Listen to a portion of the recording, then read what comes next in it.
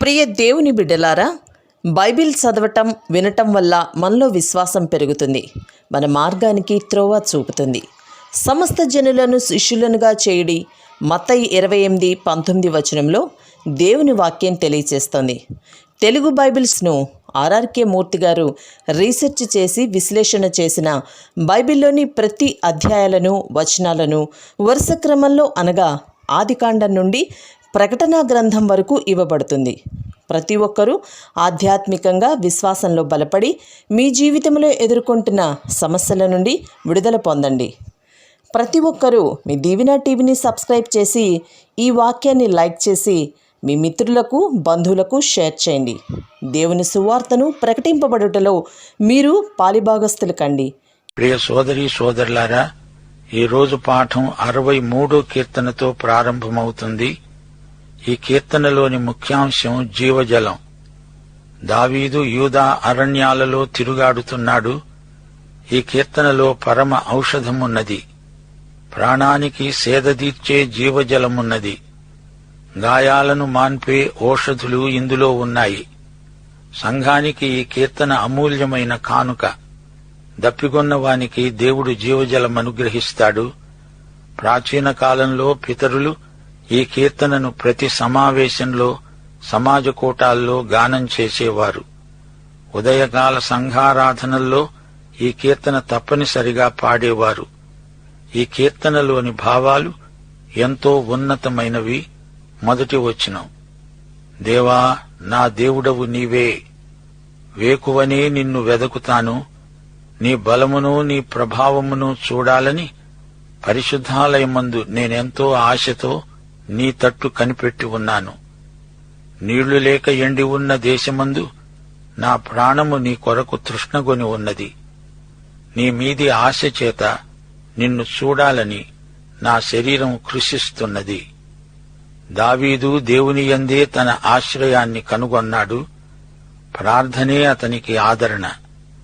అలాగే ప్రవచన రీతిగా ఇశ్రాయేలుకు కలిగే మహాశ్రమలలో వారు దేవుని వైపు తిరుగుతారని ఈ కీర్తన బోధిస్తున్నది.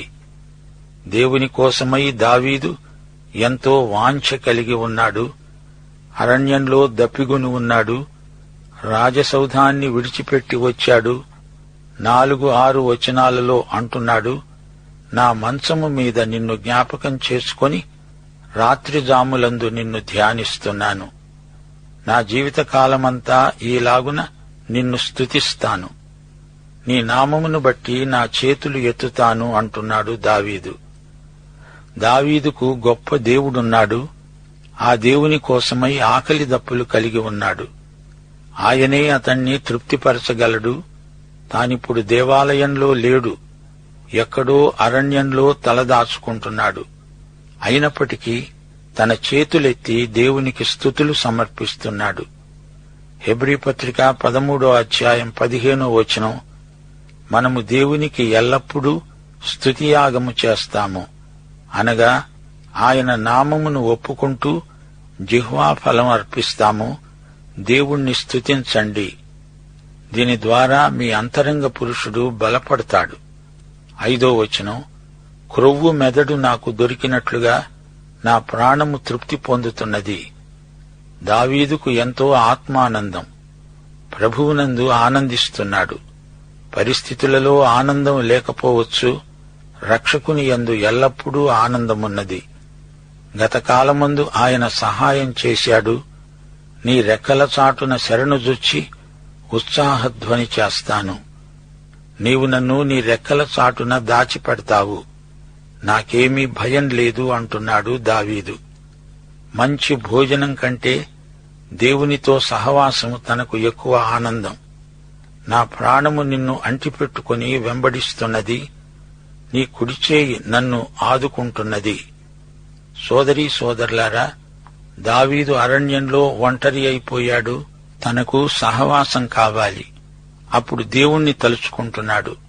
ప్రార్థన చేస్తున్నాడు. మన హృదయవాంఛలను దేవుడే తీర్చగలడు. అతనికి రాత్రి నిద్ర పట్టడం లేదు. ఆ సమయంలో మంచం మీదే పరుండి దేవుణ్ణి తలంచుకుంటున్నాడు. నిద్రపట్టని రాత్రులు ఆత్మ పరీక్షకు, ఆరాధనకు అనువైన సమయాలు. దేవుడు నీకు ఎట్టి సహాయం చేశాడో సింహావలోకనం చేసుకోవడానికి అదే అనుకూల సమయం. రాజు దేవుణ్ణి బట్టి సంతోషిస్తాడు. అబద్ధాలాడేవారి నోరు మూయబడుతుంది. నా శత్రువులు అంతరిస్తారు, దేవుడు నాకు తోడై ఉన్నాడు అంటూ దావీదు ఈ కీర్తనను ముగిస్తున్నాడు. ఇప్పుడు మనం 64వ కీర్తనలోకి వస్తున్నాము. ఇది కూడా ప్రవచన కీర్తన. యాకోబు శ్రమలను, అనగా మహాశ్రమల కాలంలో శేషిత జనాంగం అనుభవాలను ఈ కీర్తన ప్రవచిస్తున్నది. దేవా, నేను మొర్రపెట్టగా నా మనవి ఆలకించు. శత్రుభయం నుండి నా ప్రాణమును కాపాడు. కీడు చేసేవారి కుట్ర నుండి, దుష్టక్రియలు చేసేవారి అల్లరి నుండి నన్ను దాచు. దావీదు దాక్కునే స్థలం కోసం వెతుకుతున్నాడు. దేవుని యందు అతనికి నిరీక్షణ ఉన్నది.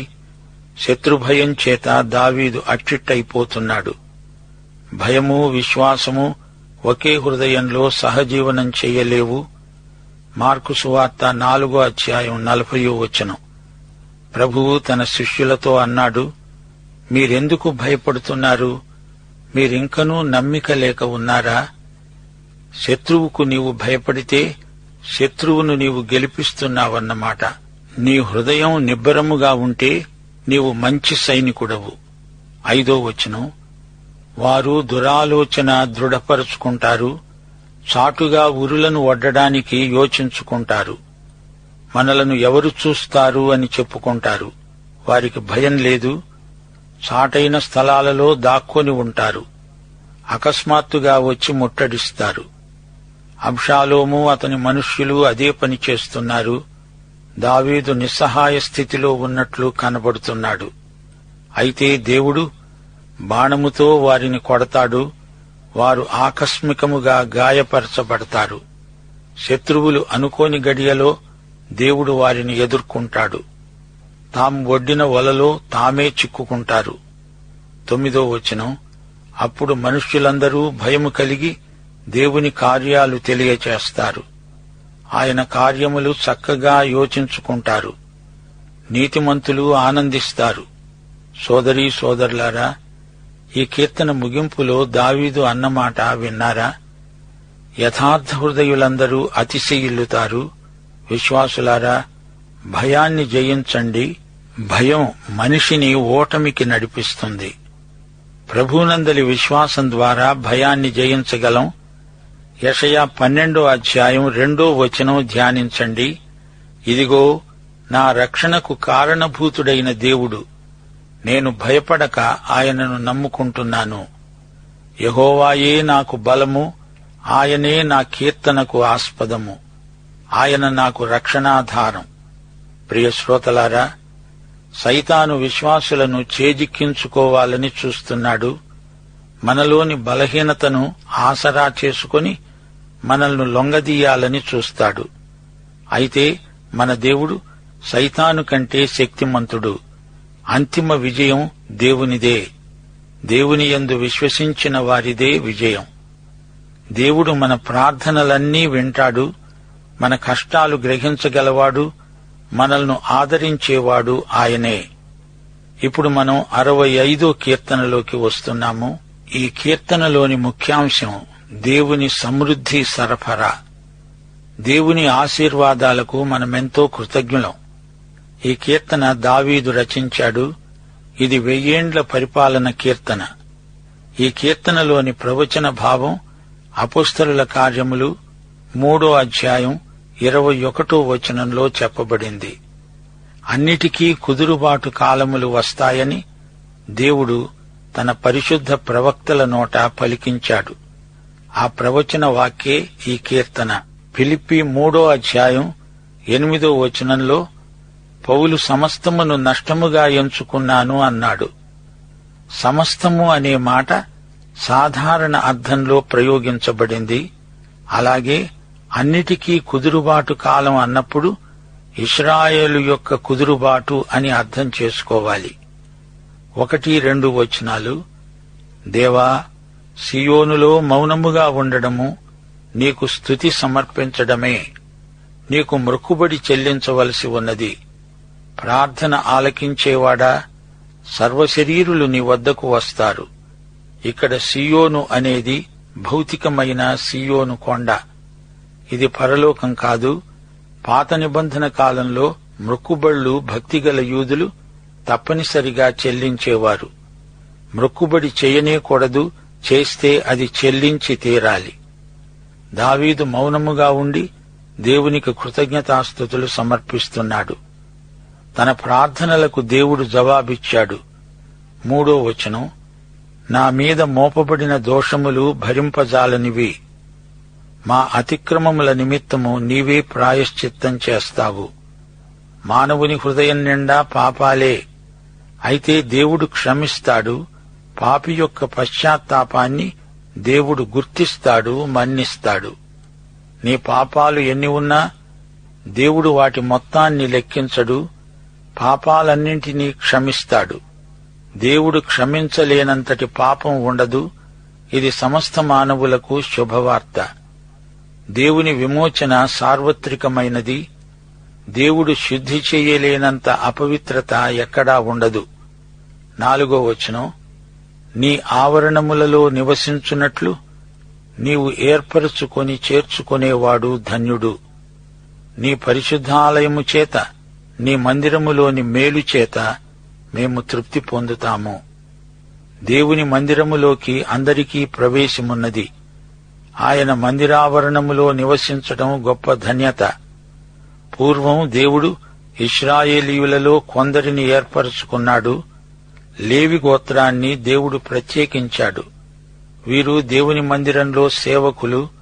వీరు మాత్రమే దేవాలయంలోకి వెళ్లగలరు. అయితే శిలువపై యేసు మన కొరకై మరణించినందుచేత ఈ రోజున దేవుని సన్నిధిలోకి విశ్వాసులందరికీ నిరభ్యంతర ప్రవేశమున్నది.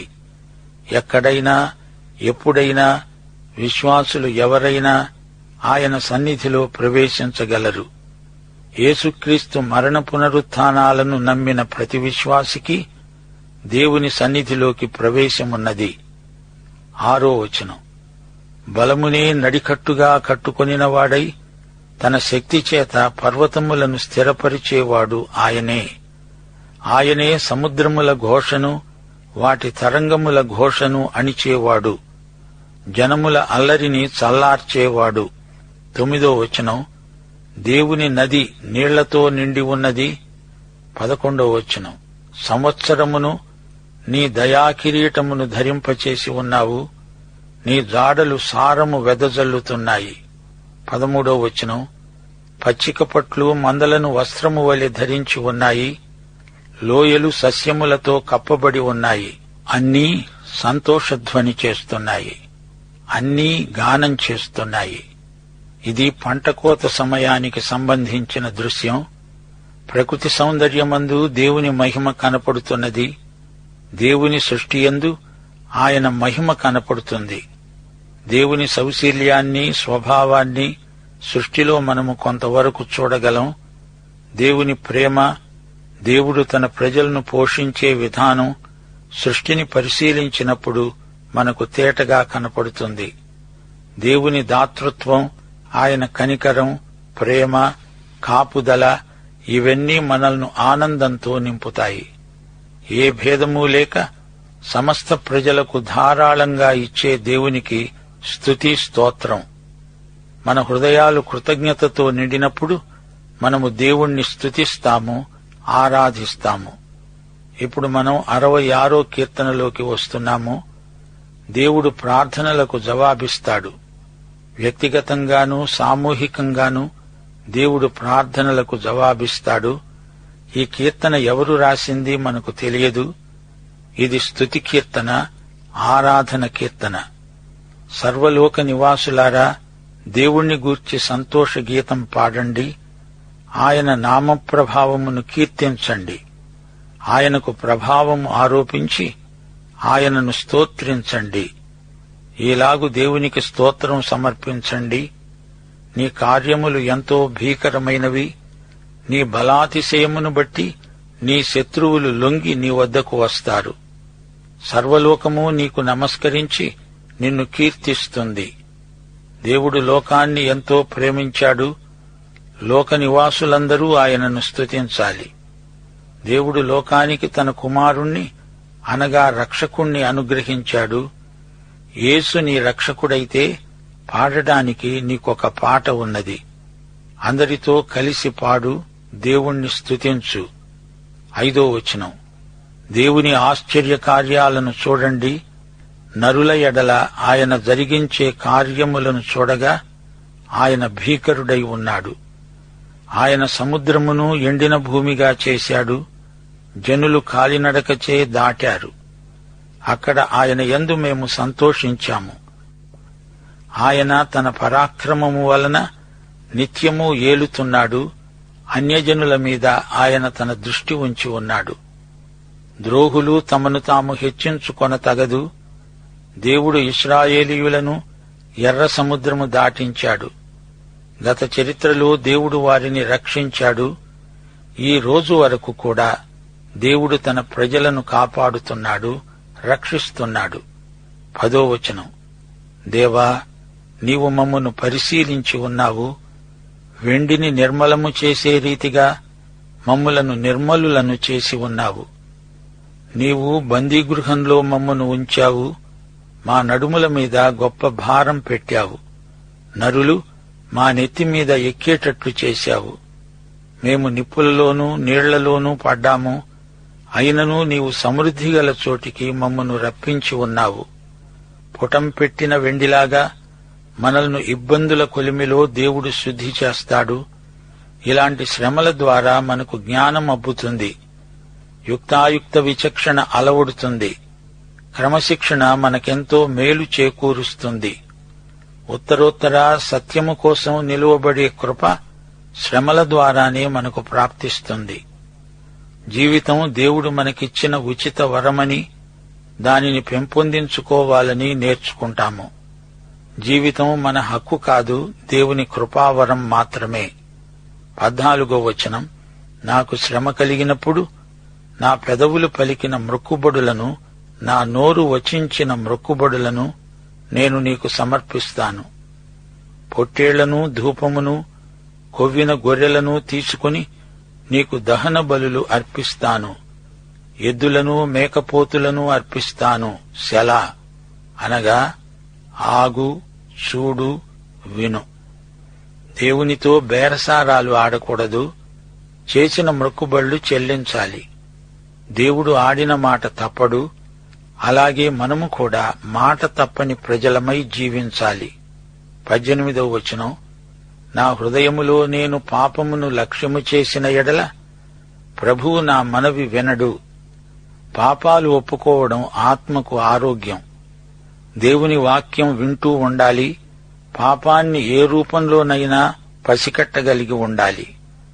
దావీదు తన పాపాలు ఒప్పుకున్నాడు. దేవుడు క్షమించాడు. పశ్చాత్తాపపడకపోతే, కొన్ని పాపాలను దాచిపెట్టుకుంటే దేవునికి మనకు మధ్య ఒక అడ్డుగోడ ఏర్పడుతుంది. పాపాలు వీలైనంత వరకు ఒప్పుకోవాలి, విధేయత చూపాలి. ఈ కీర్తనలో 16, 17 వచనాలలో దావీదు తన పాపాలు ఒప్పుకొని దేవుని క్షమాపణకు కృతజ్ఞత వ్యక్తం చేశాడు. ముగింపులో అంటున్నాడు, నిశ్చయముగా దేవుడు నా మనవి అంగీకరించాడు, నా విజ్ఞాపన ఆలకించాడు. దేవుడు నా ప్రార్థనను త్రోసివేయలేదు, నా వద్ద నుండి తన కృపను తొలగించలేదు. ఆయన సన్నుతింపబడునుగాక. దావీదు అంటున్నాడు, రండి, చూడండి, దేవుడు నాకేమి చేశాడో చెప్తాను, వినండి. రండి, దేవునికి కృతజ్ఞతార్పణలు తెండి, వినండి. దేవుణ్ణి ఆరాధిస్తాము. అందరము కలిసి దేవుణ్ణి స్తుతిద్దాము.